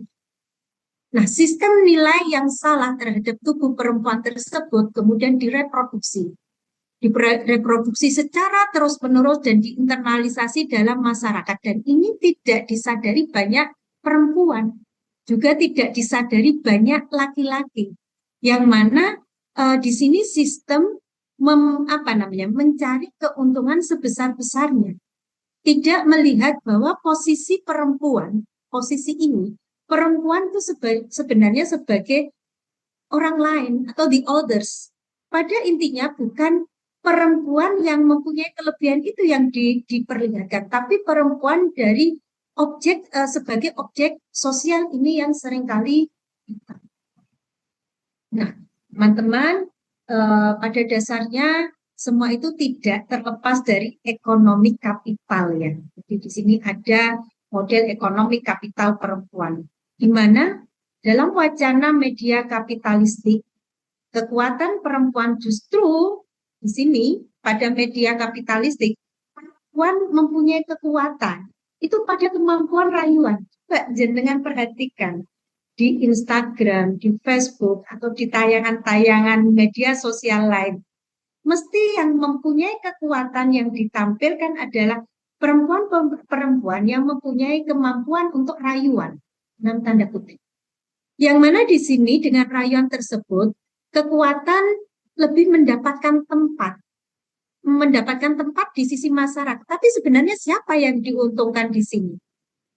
Nah, apakah perempuan akan tetap dikonstruksi berperan di dalam posisi dominan sebagai perayu di dalam jaringan komunikasi kapitalisme mutakhir, atau mengambil peran secara lebih aktif dan seimbang di dalam jaringan produksi?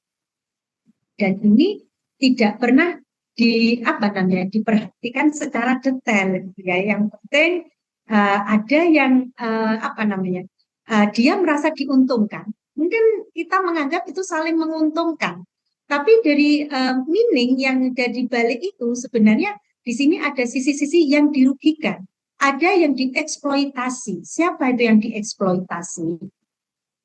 Dibincang-bincang. Nah, mekanisme komodifikasi diri, mana di sini juga mekanisme komodifikasi perempuan itu seringkali melalui tiga ini, yaitu personal. Jadi identitas perempuan dikemas sebagai merek yang harus dijual untuk mendapatkan pengikut dan sponsor, mendapatkan tanggapan dari viewer bahwa apa yang ditampilkan oleh perempuan ini memang layak untuk dibeli, layak untuk dimiliki. Karena beberapa orang sudah menggunakan hal tersebut. Tapi apakah perempuan di sini, identitas perempuan di sini dikemas sebagai perempuan secara utuh? Atau di sini perempuan hanya dikemas sebagai merek yang harus dijual dan laku keras? Kemudian yang kedua ada datafikasi.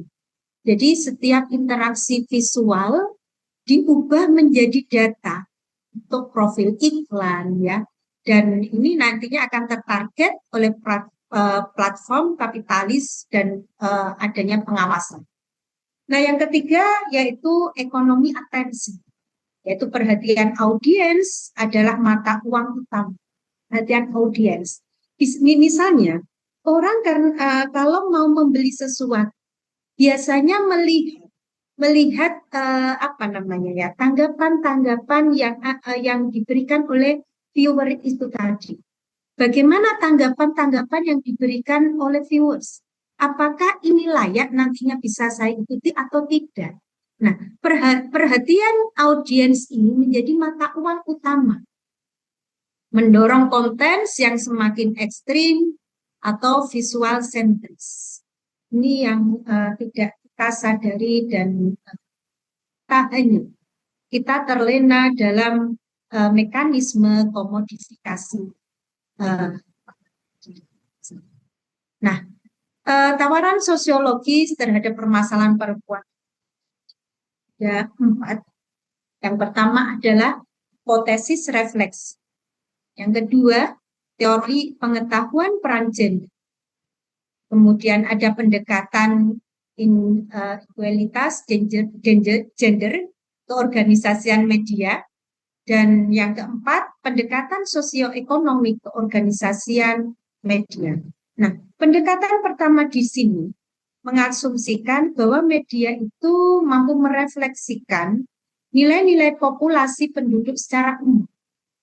Media selalu menampilkan sisi idealitas yang sering mengesampingkan sisi realitas yang ada di masyarakat. Jadi yang ditampilkan dalam media adalah yang idealitas saja. Realitasnya itu di belakang itu tidak pernah dilihat, tidak pernah perhitungkan. Atau yang tadi saya singgung, movement, ada front state dan ada back state. Front state inilah yang nantinya akan didorong kuat. Bagaimana si pelaku atau aktor itu mampu memberikan mampu meyakinkan audiens atas apa yang disampaikan, atas apa yang diperankan oleh pelaku atau aktor. Tapi tidak pernah melihat ada sisi di belakang, ada sisi realitas atau di backstage-nya. Pada dasarnya, ketika kita menampilkan sesuatu yang sifatnya komersil gitu ya, masyarakat akan tertarik, tapi tidak melihat dari sisi masyarakat kita ini mampu nggak sih?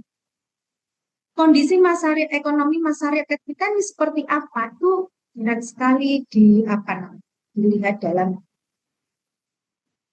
Kemudian pendekatan yang kedua yang lebih dimotori para feminisme yang mempunyai keyakinan pada nilai-nilai yang terrefleksi dalam media adalah mempresentasikan pandangan yang paling konservatif tentang perempuan dan lelaki. Jadi ada pandangan-pandangan yang memang itu menjadi konstruk sosial yang memang sulit untuk diubah dan masyarakat selalu dan terus-menerus mereproduksi produk budaya tersebut. Kemudian yang ketiga, bahwa seksisme dalam media dengan cara menelaah ketimpangan gender di dalam organisasi media itu sendiri. Ini seringkali ketimpangan gender tampak di sana.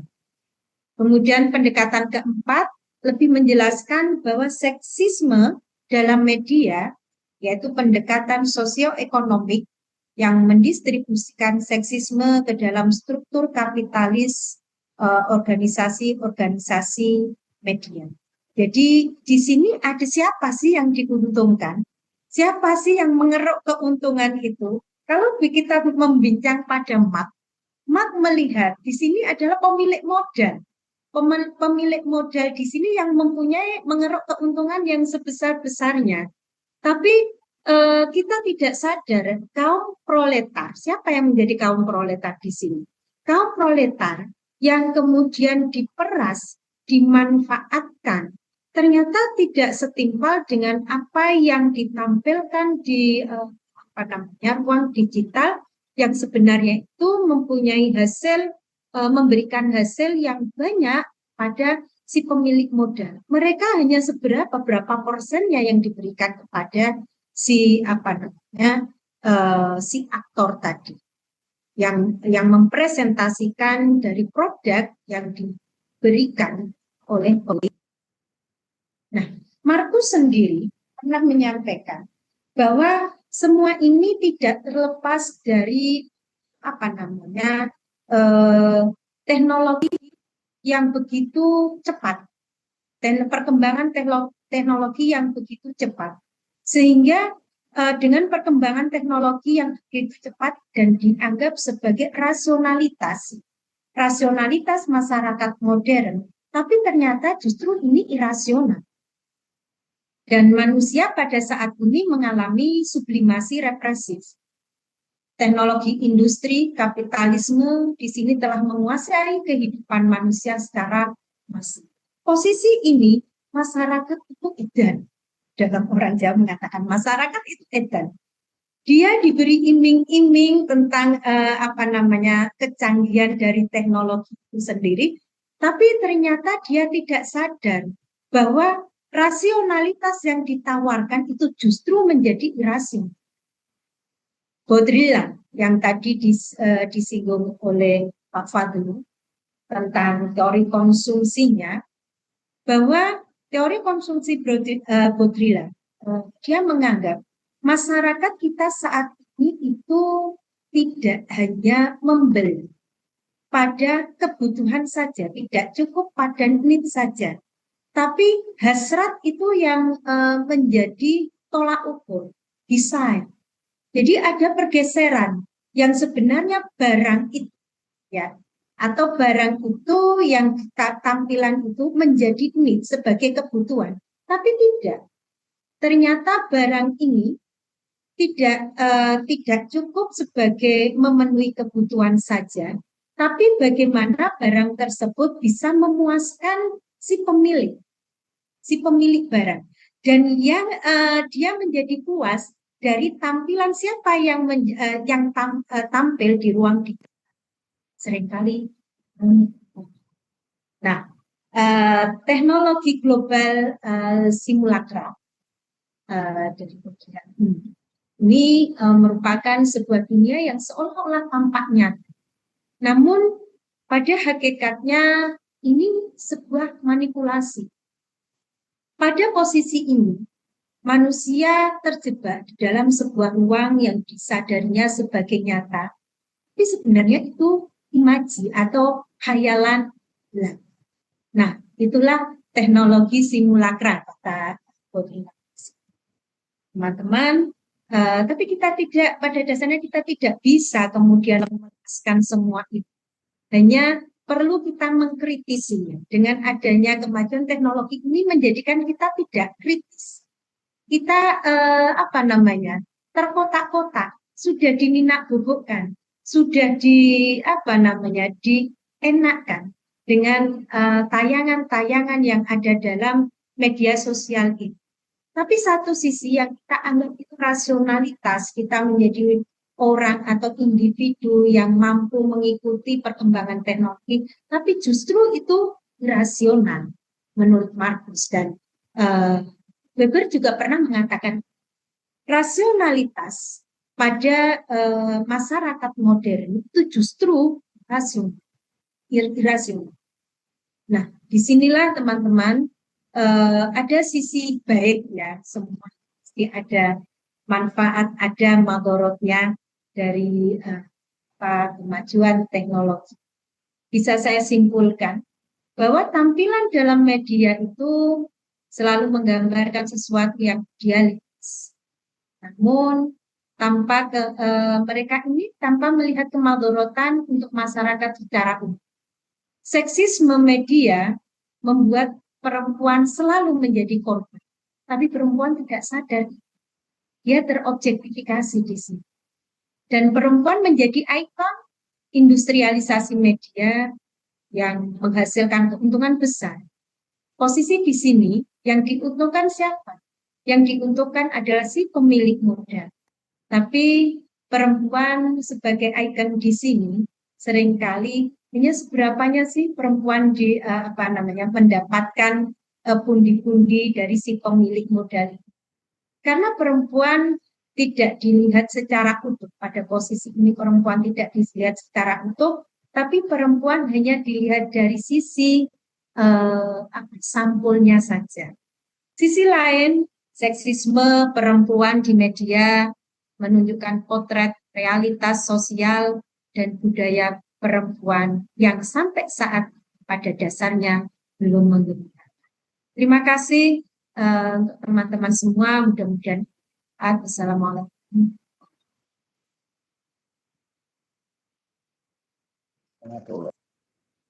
Waalaikumsalam warahmatullahi wabarakatuh. Terima kasih Ibu atas pemaparan materinya yang sangat kaya dan reflektif. Hadirin sekalian, kita akan memasuki sesi diskusi dan tanya jawab. Kami membuka kesempatan bagi para peserta yang ingin mengajukan pertanyaan, tanggapan, ataupun reflektif. Kita suaranya kok nggak terdengar ya? Saya kok nggak bisa mendengar. Atau yang lain bisa mendengar suara saya? Ya, oke. Oke Mbak, sudah. Oh ya. Oke, Ibu kita lanjutkan ya. Terima kasih Ibu atas pemaparan materinya yang sangat kaya dan reflektif. Selanjutnya kita akan memasuki sesi diskusi dan tanya jawab. Kami membuka kesempatan bagi para peserta yang ingin mengajukan pertanyaan, tanggapan, ataupun refleksi terkait dengan materi yang telah disampaikan oleh para narasumber tadi. Bagi peserta yang ingin bertanya, silakan menggunakan fitur raise hand atau menuliskan pertanyaannya di kolom chat dengan menyebutkan nama, asal institusi, dan ditujukan kepada siapa pertanyaannya. Sebelumnya mohon maaf agar pertanyaan disampaikan secara ringkas, jelas, dan fokus.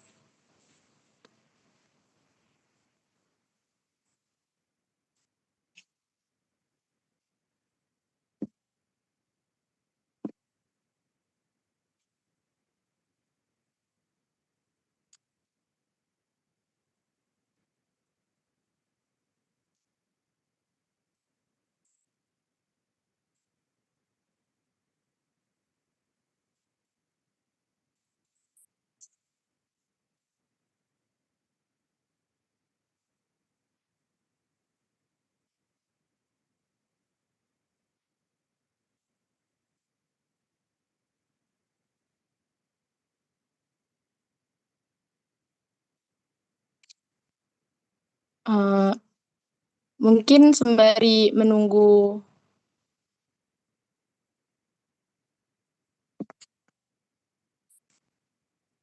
para penanya yang lain, saya mungkin untuk memancing akan mengajukan pertanyaan kepada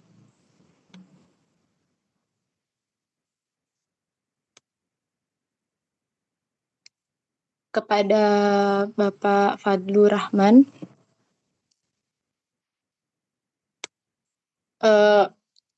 Baik Pak, saya tadi mendengarkan kesimpulan Bapak yang menyebutkan bahwasannya perempuan akan runtuh, komodifikasi itu akan runtuh ketika perempuan pertama-tama mengenali dirinya sebagai jiwa. Nah, tapi bagaimana kalau misalnya di tengah digital yang cepat dan kompetitif ini, bagaimana perempuan tetap mempertahankan martabatnya, dan ketika dia sudah mengenali dirinya, bagaimana ruang digital itu tetap memberikan peluang ekspresi terhadap dirinya gitu. Apakah suara saya terdengar, Pak? Iya, clear. Jelas, bagus pertanyaannya. Oke, gimana, langsung jawab atau? Boleh sambil menunggu yang lain, mungkin yang lain lagi memikirkan pertanyaannya atau Iya. Oke. Memang pertama saya harus meluruskan bahwa pengetahuan terhadap jiwa itu dalam arti sederhananya adalah mengenal diri sebetulnya. Mengenal diri ini adalah cara utama kita untuk melihat realitas lebih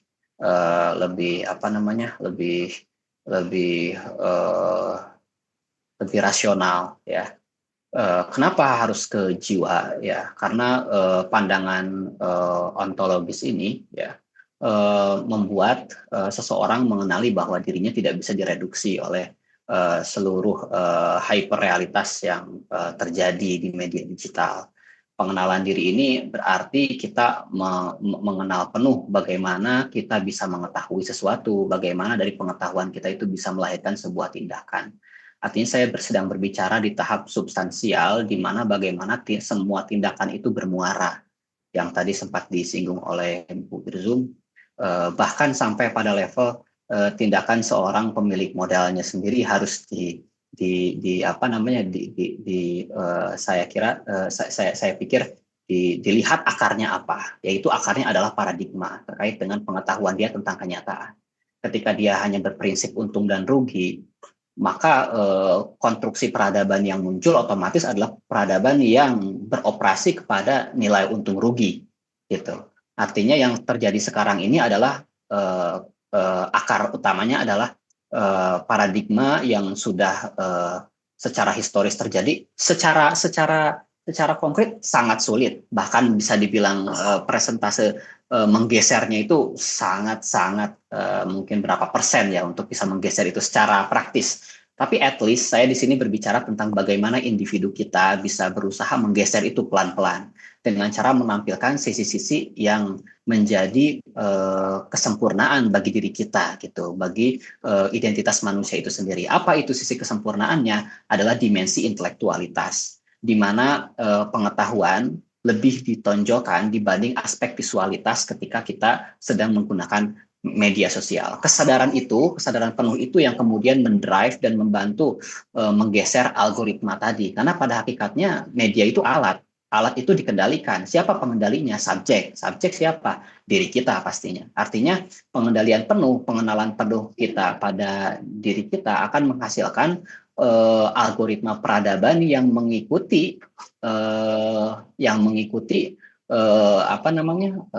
mengikuti tindakan kita, di mana tindakan kita bermuara kepada dimensi-dimensi yang menyempurna, spiritualitas dan rasionalitas misalnya.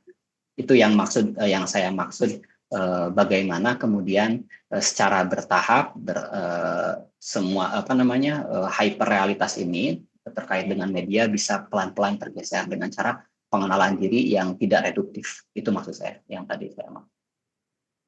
Oke, Pak. Terima kasih, Pak, atas jawabannya yang sangat menjawab sekali. Terima kasih. Kepada teman-teman yang lain yang ingin bertanya, silakan menggunakan fitur raise hand atau boleh mengetik di kolom chat, kolom komentar.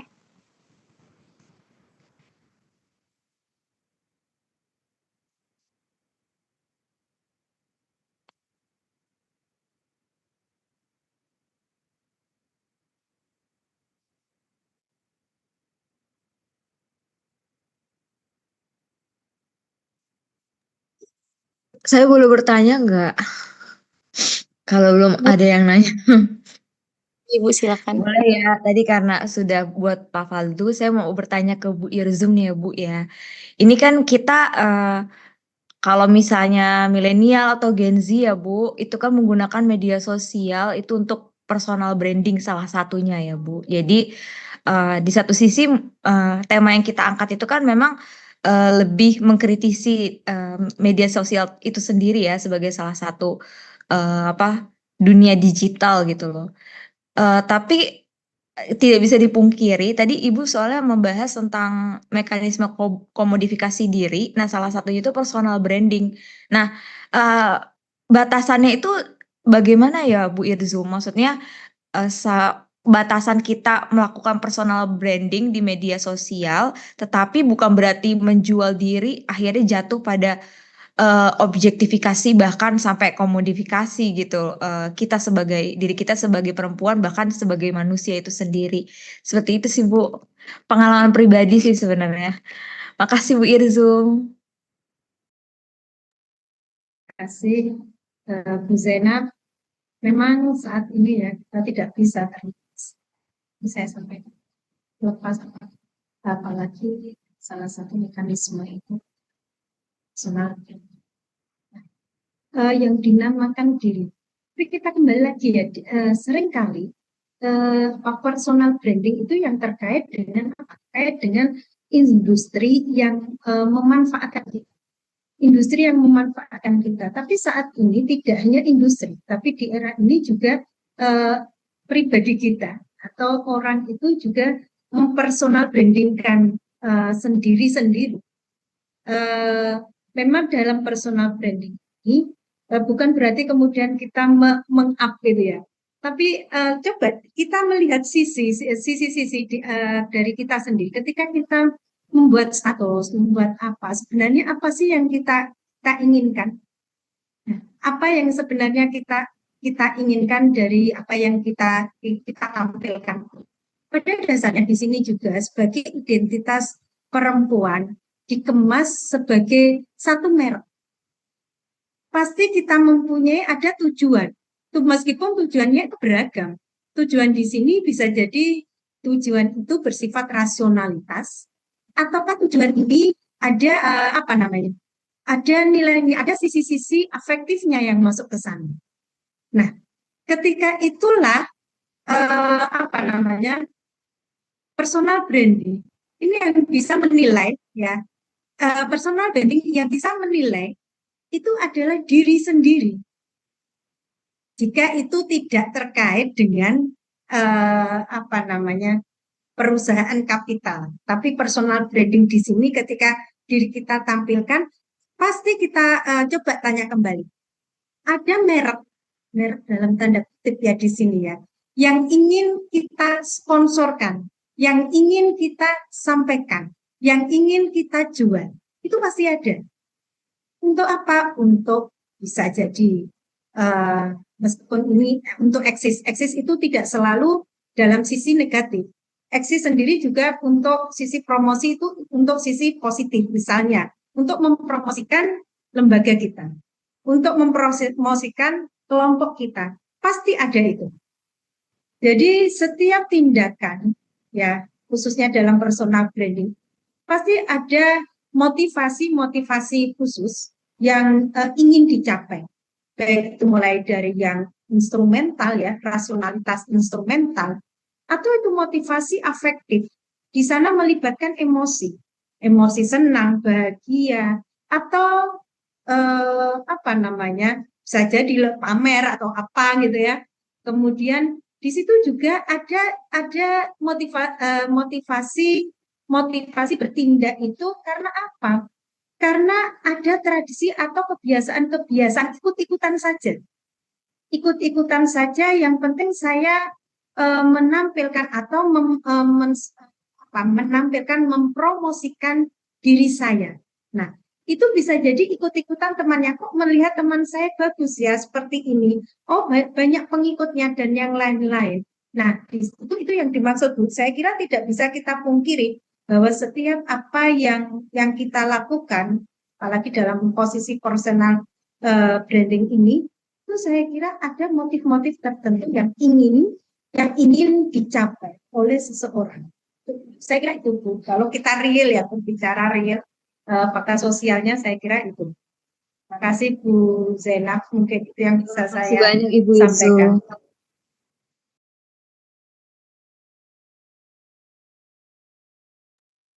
Terima kasih banyak Ibu Irzom atas jawabannya dan terima kasih banyak Ibu Wode atas pertanyaannya. Mungkin kita membuka satu sesi tanya jawab lagi dari peserta. Mungkin ada yang ingin mengajukan pertanyaan karena masih ada waktu.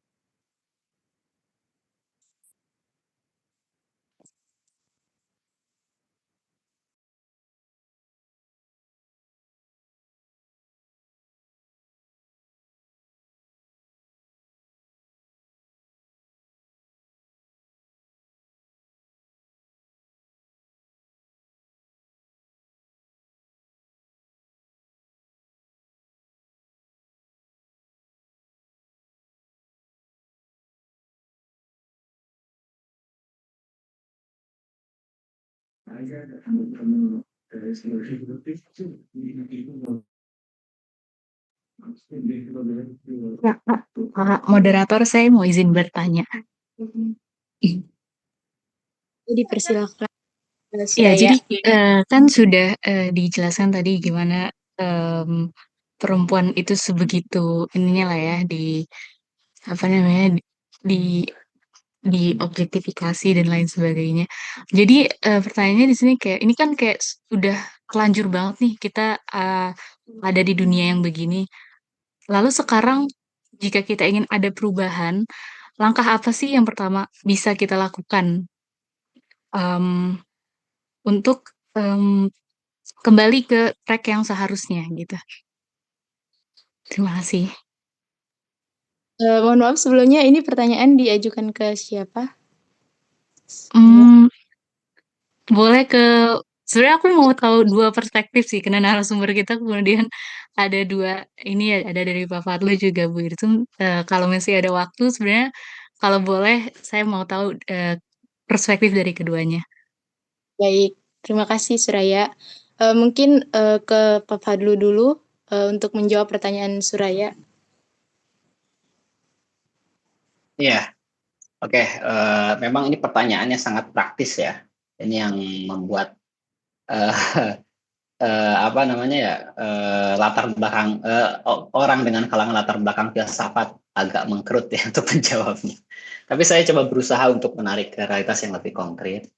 Ya, artinya kalau kita tadi lihat analisis dari dua tokoh besar seperti Harding dan juga siapa tadi Simone de Beauvoir, bahwa memang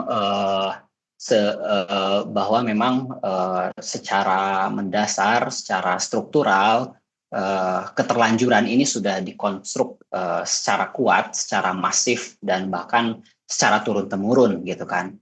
Di mana tadi perempuan dianggap sebagai pemenuh dari ekspektasi laki-laki. Artinya apa? Jika begitu berarti apapun yang diinginkan oleh laki-laki ya termasuk tadi aspek yang paling bisa diidentifikasi adalah visualitasnya itu yang menjadi nilai dari gender sebagai perempuan. Artinya memang ini akar masalah ini berangkat dari sebetulnya peran laki-laki gitu ya. Karena ini ada di kondisi keterlanjuran, maka peran laki-laki di konteks ini sangat besar, di mana persepsi dia terhadap perempuan harus bergeser dari yang hanya menganggap sebagai second class, justru menjadi sebagai agen yang kemudian memberikan kontribusi besar pada perkembangan peradaban. Di mana apa? Di mana yang diambil bukan aspek visualitasnya, melainkan apa? Bersama-sama untuk melihat signifikansi atau kontribusi intelektualnya.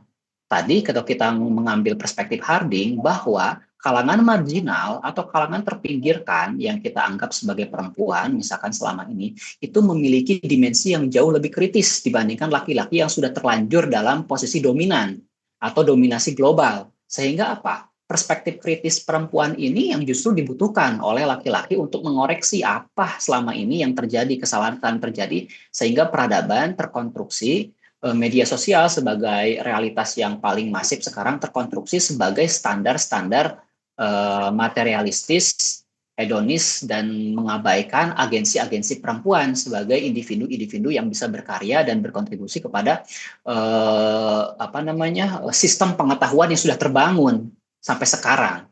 Artinya dimensi yang harus diobrak-abrik menurut saya adalah dimensi epistemologisnya yang sudah terkonstruksi terlanjur lah bahasanya ya, menguntungkan pihak laki-laki yang di sisi lain tidak disadari merugikan laki-laki juga. Saya bilang dengan sangat dengan sangat menyesal itu merugikan pihak laki-laki juga. Laki-laki menjadi dianggap rasional padahal justru menunjukkan sisi irasionalitasnya di hadapan perempuan. Saya jadi malu misalkan ya, karena justru dengan begini saya bisa melihat bahwa konstruksi sekarang ini membuat laki-laki itu seperti gender yang primitif gitu ya, gender yang bukan mengandalkan intelektualitas tapi malah mengandalkan apa? Mengandalkan dominasi gitu kan, bukan dialog aktif dengan gender perempuan misalkan. Ini yang maksud saya harus dibenahi, yaitu persepsi kita gitu kan tentang tentang banyak hal. Kalau saya ambil contoh misalkan di Iran sendiri, saya lihat data terbaru ternyata tingkat literasi dari Reza Pahlavi ke kepemimpinannya Sayyid Ali Khamenei itu sangat drastis perubahannya, sangat besar literasi dari perempuan gitu kan. Ini apa buktinya? Bahwa pemimpin yang dipimpin oleh laki-laki gitu ya istilahnya memberikan kontribusi signifikan bagi apa? Bagi iklim, ekosistem, peradaban, pengetahuan dan cara berpikir laki-laki terhadap perempuan dan perempuan terhadap laki-laki. Ini sangat menunjukkan secara konkret gitu ya bagaimana nilai gender perempuan tidak dilihat dari visualnya, justru dilihat dari sisi intelektualitasnya. Saya kira ini bisa menjawab sedikit bagaimana ada anomali di antara di antara negara-negara secara umum ya tentang persepsi perempuan khususnya dari sisi intelektualitas sebagai nilai jual yang justru lebih diutamakan dibanding visualitas. Terima kasih.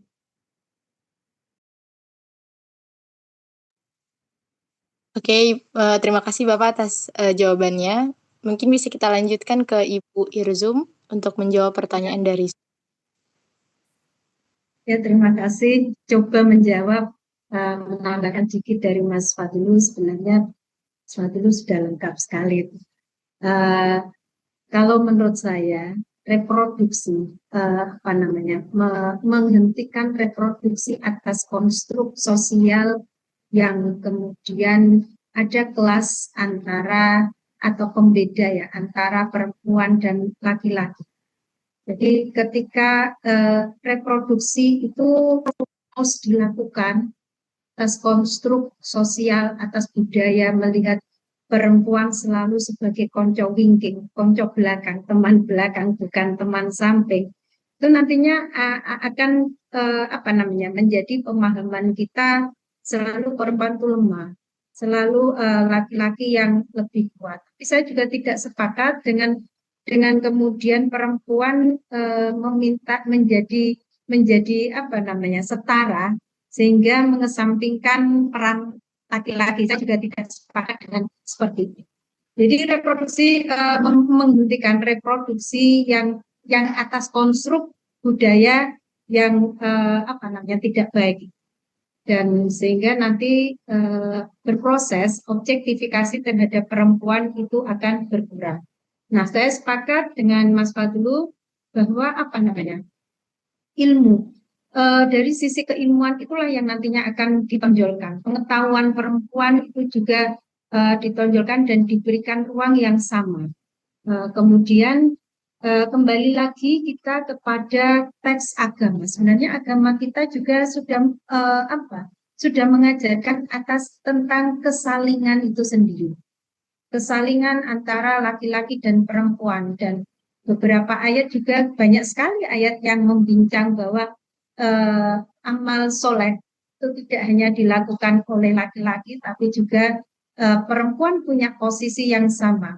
Dalam Al-Qur'an juga disebutkan 13 itu bahwa Tuhan menciptakan laki-laki dan perempuan itu tidak kemudian salah satu jenis kelamin ini nantinya yang paling mulia di sisi Allah, tapi yang di sisi Allah paling mulia yaitu yang atqo itu tadi. Saya kira itu saya menambahkan dari pertanyaan Surya ya, kesalingan itu yang perlu digarisbawahi, kesalingan antara laki-laki dan perempuan. Terima kasih. Terima kasih Ibu. Mungkin kita sudah menutup sesi tanya jawab.